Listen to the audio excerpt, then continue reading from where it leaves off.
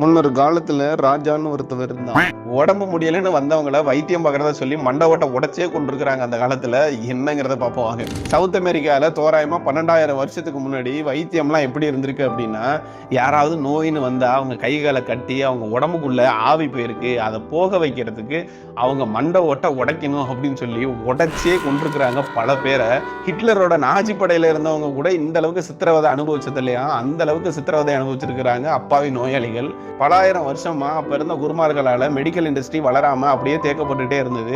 16th செஞ்சுரிக்கு பிறகுதான் கிறிஸ்தவ தேவாலயங்களோட அதிகாரம் குறைய ஆரம்பிச்சதுக்கு பிறகு கொஞ்சம் கொஞ்சமா மெடிக்கல் இண்டஸ்ட்ரி அப்படியே படிப்படியா வளர்ந்துருக்கு. 17th செஞ்சுரியோட ஆரம்பங்கள்ல வில்லியம் ஹார்விக் வந்த பிறகுதான் பிளட் ஃப்ளோ எப்படி நடக்குது, இதய துடிப்பு எப்படி இருக்கு அப்படிங்கறதே முதல்ல மனித சமூகத்துக்கு தெரிய ஆரம்பிச்சிருக்கு. அப்பெல்லாம் இதய துடிப்பை தெரிஞ்சுக்கிறதுக்கு நோயாளியோட மார்புல காதை வச்சுதான் டாக்டர்ஸ் தெரிஞ்சிருந்திருக்கிறாங்க.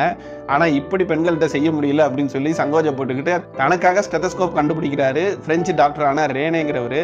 இப்படியெல்லாம் மெடிக்கல் ஃபீல்டு வெளியில பலந்து வந்துட்டு இருக்கும் போது நம்ம மண்ணுல கிட்டத்தட்ட 2500 வருஷத்துக்கு முன்னாடியே ஹியூமனோட பாடி அனாட்டமி பத்தி எதுவுமே தெரியாத காலத்துல ஏகப்பட்ட அறுவை சிகிச்சைகள் பண்ணியிருக்கிறாங்க. பிளாஸ்டிக் சர்ஜரியே அப்ப இங்க பண்ணியிருக்கிறாங்க. அப்பேற்பட்ட அந்த மனுஷன் பேரு டாக்டர் சுருசுத்தா. முடிஞ்சா அவருக்குன்னே நம்ம தனியா ஒரு வீடியோ பண்ணுவோம்.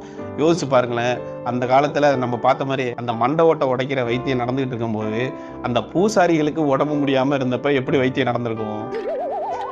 உங்களுக்கு தோன்ற ஃபன்னான தாட்ஸை எழுதுங்க.